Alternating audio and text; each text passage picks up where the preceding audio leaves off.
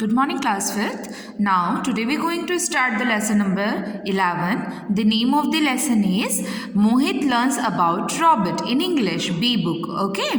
मोहित की स्टोरी है जो कि अपने पेरेंट्स के थ्रू रोबोट्स जो होते हैं ना, जो मशीनी एक इलेक्ट्रॉनिक से चलने वाली एक मशीन होती है जो ह्यूमन बींग्स की तरह दिखती है और उन्हीं की तरह काम करती है, that is called we a robots. Reading junction. Have you ever seen a robot in action? आप लोगों ने कभी भी रोबोट को एक्शन करते देखा है? मूवी देखी होगी आपने रजनीकांत की रोबोट, है ना? उसमें जैसे रोबोट को पेश किया गया है ठीक वैसे ही रोबोट्स होते हैं, बट उसमें बिल्कुल स्कीनी वे में, यानी कि बिल्कुल same to same phase wise robot बना दिया. बट ऐसा कुछ नहीं होता है रियलिटी में. रोबोट्स हमेशा मशीन से ही बने होते हैं और उनका जो फेस स्ट्रक्चर्स होते हैं वो भी मशीन के जैसे ही होते हैं. Let us read the story of Mohit. ये स्टोरी मोहित की है. Who was spellbound by the robot that went about doing all the chores in his house. उसने अपने घर में प्रेजेंट रोबोट को देखा जो उसके घर का हर एक काम बहुत ही प्रॉपर वे में करता है. Let's start the story.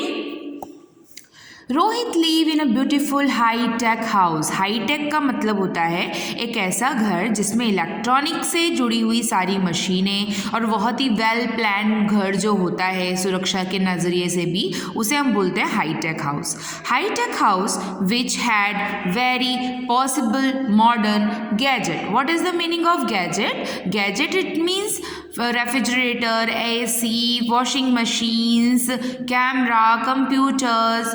Okay, electronic से जुड़ी जितनी भी मशीनें होती हैं उन्हें हम गैजेट्स बोलते हैं. तो मोहित के घर पे सभी चीज़ें थी. His parents were engineers. क्यों थी?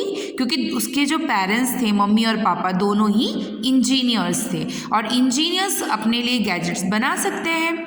Engineer who built gadget for a robotic company. उसके मम्मी पापा इंजीनियर थे एक ऐसी कंपनी में जहाँ पर रोबोट या रोबोटिक मशीन्स बनाई जाती थी. One day when he came back from school. एक दिन जब मोहित स्कूल से वापस आया, Mohit was startled to see a new face welcoming him to at the door. लेकिन जैसे उसका दरवाज़ा खुला उसने देखा कि उसके घर पे एक नया व्यक्ति, एक नया सामान उसका वेलकम कर रहा है. It was a robot. वो क्या था? वो रोबोट था. Hello Mohit said the robot. Robot ने क्या बोला? Hello Mohit. Where is mom asked Mohit. Mohit ने बोला मम्मी कहाँ है? Mom mom mom in the lab said the robot. Robot ने उससे कहा कि मॉम मॉम मॉम तो लैब में है, in the lab. I my little fellow is home so you found it, Mohit's father said. Mohit के पापा उतनी देर में आए और उन्होंने कहा little fellow. What is the meaning of little fellow? Little fellow हम छोटे से बच्चे को बोलते हैं कि मेरा बच्चा घर आ गया और उसने ये देख लिया, यानी कि रोबोट ने उसका वेलकम करा. तो उसके फादर ने शायद उसके लिए सरप्राइज रखा था इसको. Walking toward the door. उसी तरफ आते हुए उसके पापा ने ये चीज़ उससे कही. मोहित मीट रिकी. इसका नाम क्या है? रिकी. पापा ने मोहित से कहा कि मिलो, ये है Ricky. Our company made this robot. हमारी कंपनी ने ये रोबोट बनाया है. It's going to stay with us. ये हमारे साथ रहने जा रहा है. And help your mother with the house work. House work it means घर का काम, और तुम्हारी मम्मी के घर के काम में भी हेल्प करेगा. She could really use an extra pair of hand. Extra pair of hand का मतलब, सपोज हम काम करते तो दो हाथ रहते हैं, लेकिन अगर कोई और मदद के लिए आए तो ज़्यादा हाथ हो जाते हैं ना मदद के लिए. जो काम हम 1 घंटे में करेंगे अगर 2 लोग उसको मिल के करते तो वो आधे घंटे में हो जाएगा. तो उनके कहने का मतलब था कि तुम्हारी मम्मी के घर के काम की हेल्प करेगा और ये उनके लिए बहुत ही ज़्यादा यूज़फुल है. What do you think sad his father. उसके पापा ने पूछा तुम क्या सोचते हो? रिकी लुक गैजल इन मेटालिक. मेटलिक यानी कि पूरा ये मेटल लोहे से बना हुआ है. तो रिकी बहुत ही देख रहा है कि ये कैसा मेटल स्मूथ सा है, मतलब बिल्कुल भी रफ नहीं है, बिल्कुल चिकना सा एक मेटल से बनाया हुआ शरीर है. It had glowing red eyes. उसने देखा कि रोबोट की रेड कलर की ग्लोइंग आइज यानी कि चमकने वाली आइज है. दैट वर इलेक्ट्रिक बल्ब, जो शायद किसी इलेक्ट्रिक बल्ब से जल रहा है। It moves on a 4 wheel, वो 4 पहियों में चलने वाली एक मशीन पे फिट है। In the made of fable humming noise, what is the meaning of humming? जैसे कि फ़ोन आप वाइब्रेशन पे लगा देते हैं तो वो वाइब्रेट होने लग जाता है ना, उस वॉइस को हम हमिंग कहते हैं। तो रोबोट्स की जो वॉइस होती है ना वो हमारी तरह क्लियर नहीं होती, वो एक बैटरी से चलने वाला इंस्ट्रूमेंट, एक गैजेट है, तो वो पूरे टाइम वाइब्रेशन यानी कि ऐसे आवाज़ करता है जैसे किसी मशीन में से आवाज़ आ रही, उस वॉइस को हम हमिंग नॉइज कहते हैं। It work through out the day, अब वो सोचने लगा कि ये 4 पैर पे चलने वाली मशीन जिसकी लाल लाल आंखें इलेक्ट्रिक बल्ब से जल रही है, जिसकी आवाज़ बहुत वाइब्रेटिंग आ रही है, ये दिन भर घर का काम कैसे करेगा?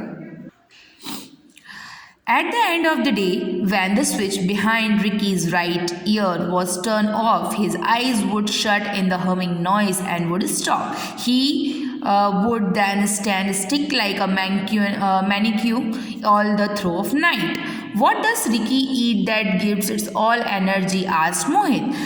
तो उसके पापा ने बताया कि ये जो रेड कलर की आईज़ है ये इसकी बैटरी से चलती है, बैटरी जैसे ही स्विच ऑफ हो जाएगी इसकी आवाज़ आना, इसकी आंखें ग्लो करना सब कुछ बंद कर देंगी और ये घर में एक मूर्ति की तरह खड़ा हो जाएगा। अब रिकी क्या पूछता है कि what does Ricky eat that give its all energy, यानी कि रिकी इसको खाने के लिए क्या दे जिससे इसकी बॉडी में हमेशा एनर्जी बनी रहे। हम खाना खाते हैं तो हमारी बॉडी में एनर्जी होती है, ठीक उसी तरीके से मशीनों को भी टाइम टू टाइम चार्ज करना पड़ता है ना, just like mobile, computer, refrigerator, whatever you use in electric way.